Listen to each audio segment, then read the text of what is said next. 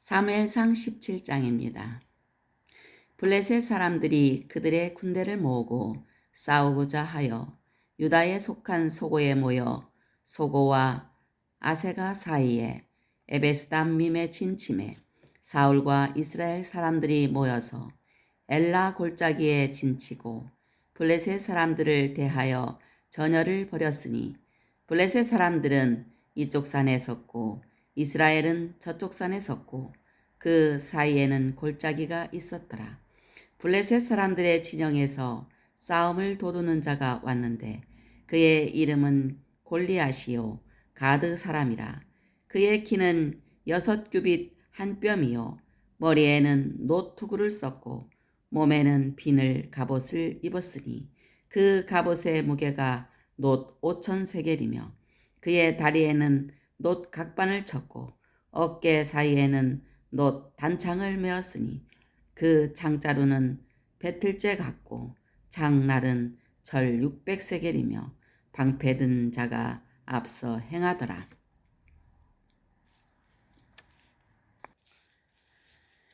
그가 서서 이스라엘 군대를 향하여 외쳐 이르되 너희가 어찌하여 나와서 전열을 벌였느냐. 나는 블레셋 사람이 아니며 너희는 사울의 신복이 아니냐. 너희는 한 사람을 택하여 내게로 내려보내라. 그가 나와 싸워서 나를 죽이면 우리가 너희의 종이 되겠고 만일 내가 이겨 그를 죽이면 너희가 우리의 종이 되어 우리를 섬길 것이니라. 그 블레셋 사람이 또 이르되 내가 오늘 이스라엘의 군대를 모욕하였으니 사람을 보내어 나와 더불어 싸우게 하라 한지라. 사울과 온 이스라엘이 블레셋 사람의 이 말을 듣고 놀라 크게 두려워하니라. 다윗은 유다 베들레헴 에브라 사람 이세라 하는 사람의 아들이었는데 이세는 사울 당시 사람 중에 나이가 많아 늙은 사람으로서 8아들이 있는 중 그 장성한 세 아들은 사울을 따라 싸움에 나갔으니 싸움에 나간 세 아들의 이름은 장자 엘리압이요 그 다음은 아비나답이요 셋째는 삼마며 다윗은 막내라. 장성한 세 사람은 사울을 따랐고 다윗은 사울에게로 왕래하며 베들레헴에서 그의 아버지의 양을 칠 때에 그 블레셋 사람이 40일을 조석으로 나와서 몸을 나타내었더라. 이새가 그의 아들 다윗에게 이르되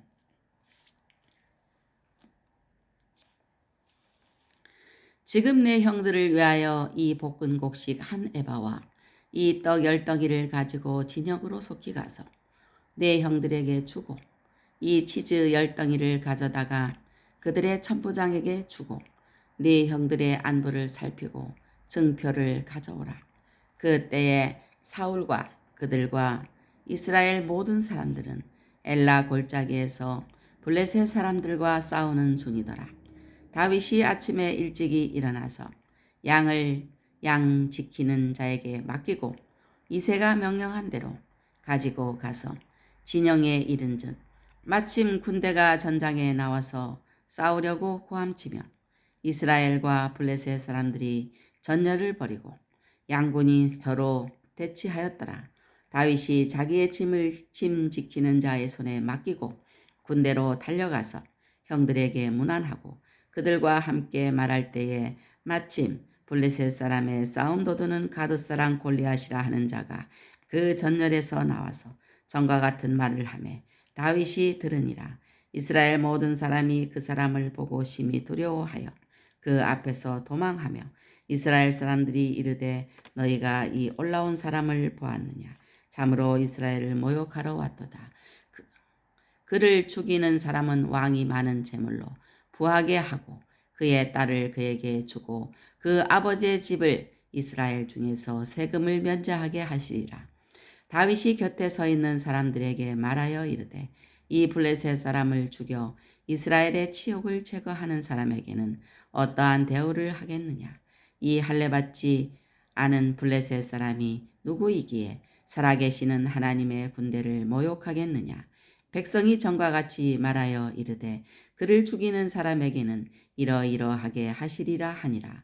큰 형 엘리압이 다윗이 사람들에게 하는 말을 들은지라. 그가 다윗에게 노를 바라여 이르되 네가 어찌하여 이리로 내려왔느냐. 들에 있는 양들을 누구에게 맡겼느냐. 나는 네 교만과 네 마음의 완악함을 아노니 네가 전쟁을 구경하러 왔도다. 다윗이 이르되 내가 무엇을 하였나이까. 어찌 이유가 없으리까 하고 돌아서서 다른 사람을 향하여 전과 같이 말하매 백성이 전과 같이 대답하니라. 어떤 사람이 다윗이 한 말을 듣고 그것을 사울에게 전하였으므로 사울이 다윗을 부른지라. 다윗이 사울에게 말하되 그로 말미암아 사람이 낙담하지 말 것이라. 주의 종이 가서 저 블레셋 사람과 싸우리이다 하니 사울이 다윗에게 이르되 네가 가서 저 블레셋 사람과 싸울 수 없으리니 너는 소년이요 그는 어려서부터 용사임이니라. 다윗이 사울에게 말하되 주의 종이 아버지의 양을 지킬 때에 사자나 곰이 와서 양떼에서 새끼를 물어가면 내가 따라가서 그것을 치고 그 입에서 새끼를 건져내었고 그것이 일어나 나를 해하고자 하면 내가 그 수염을 잡고 그것을 쳐 죽였나이다. 주의 종이 사자와 곰도 쳤은즉 살아계시는 하나님의 군대를 모욕한 이 할례받지 않은 블레셋 사람이리이까. 그가 그 짐승의 하나와 같이 되리이다. 또 다윗이 이르되 여호와께서 나를 사자의 발톱과 곰의 발톱에서 건져내셨은즉 나를 이 블레셋 사람의 손에서도 건져내시리이다. 사울이 다윗에게 이르되 가라 여호와께서 너와 함께 계시기를 원하노라.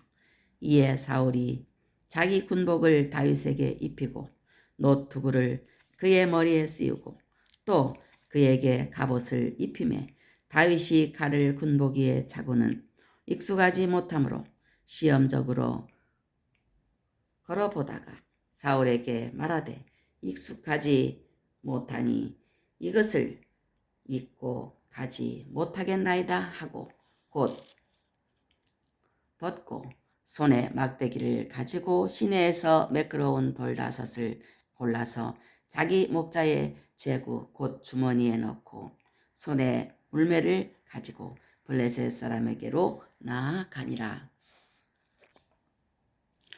블레셋 사람이 방패든 사람을 앞세우고 다윗에게로 점점 가까이 나아가니라. 그 블레셋 사람이 둘러보다가 다윗을 보고 업신여기니 이는 그가 젊고 붉고 용모가 아름다움이라.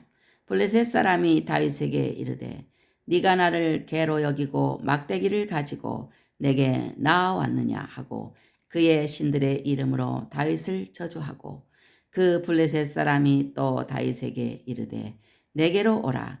내가 네 살을 공중의 새들과 들짐승들에게 주리라 하는지라.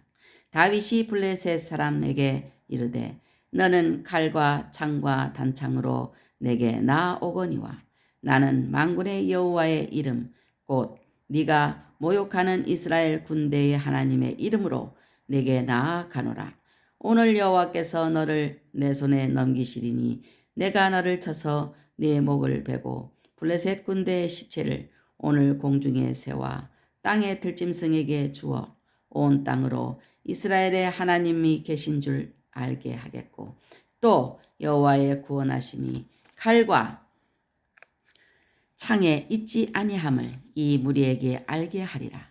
전쟁은 여호와께 속한 것인즉 그가 너희를 우리 손에 넘기시리라. 블레셋 사람이 일어나 다윗에게로 마주 가까이 올 때에 다윗이 블레셋 사람을 향하여 빨리 달리며 손을 주머니에 넣어 돌을 가지고 물매로 던져 블레셋 사람의 이마를 치매 돌이 그의 이마에 박히니 땅에 엎드러지니라. 다윗이 같이 물매와 돌로 블레셋 사람을 이기고 그를 쳐 죽였으나 자기 손에는 칼이 없었더라. 다윗이 달려가서 블레셋 사람을 밟고 그의 칼을 그 칼집에서 빼내어 그 칼로 그를 죽이고 그의 머리를 베니 블레셋 사람들이 자기 용사의 죽음을 보고 도망하는지라. 이스라엘과 유다 사람들이 일어나서 소리 지르며 블레셋 사람들을 쫓아 가이와 에그론 성문까지 이르렀고 블레셋 사람들의 부상자들은 사하라임 가는 길에서부터 가드와 에그론까지 엎드려졌더라. 이스라엘 자손이 블레셋 사람들을 쫓다가 돌아와서 그들의 진영을 노략하였고 다윗은 그 블레셋 사람의 머리를 예루살렘으로 가져가고 갑주는 자기 장막에 두니라.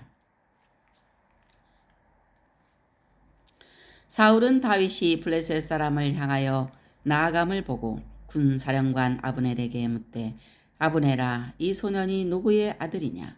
아브넬이 이르되 왕이여 왕의 사심으로 맹세하옵나니 내가 알지 못하나이다 하매 왕이 이르되 너는 이 청년이 누구의 아들인가 물어보라 하였더니 다윗이 그 블레셋 사람을 죽이고 돌아올 때에 그 블레셋 사람의 머리가 그의 손에 있는 채 아브넬이 그를 사울 앞으로 인도하니 사울이 그에게 묻되 소년이여 누구의 아들이냐 하니 다윗이 대답하되 나는 주의 종 베들레헴 사람 이새의 아들이니다 하니라.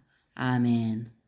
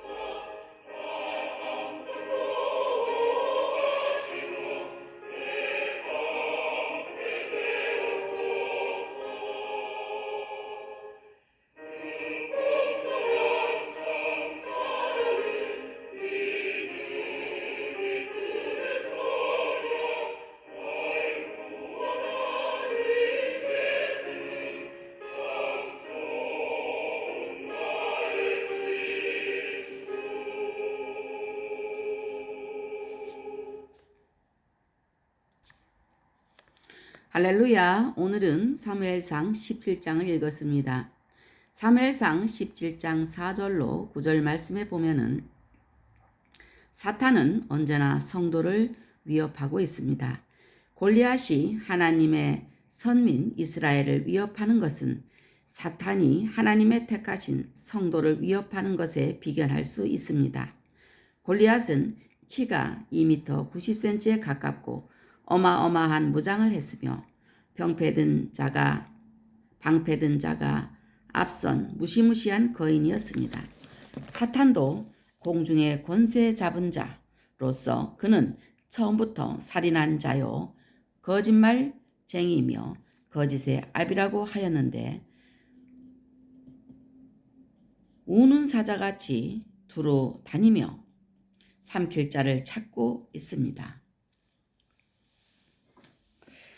이 위세에 눌려 겁에 질린 사람들은 심히 두려워하고 도망하든지 새로운 신들이라고 그들에게 제사하든지 하는 것입니다.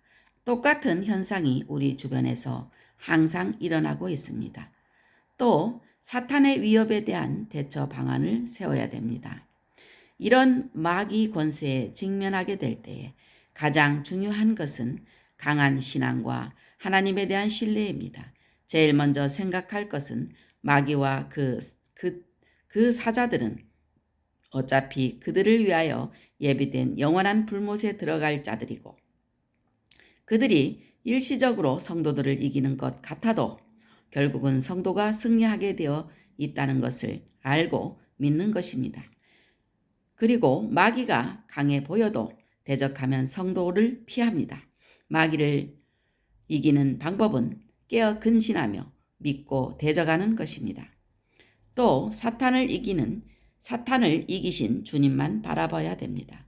예수님은 세상에서 너희가 환난을 당하나 담대하라, 내가 세상을 이기었노라고 선언하십니다.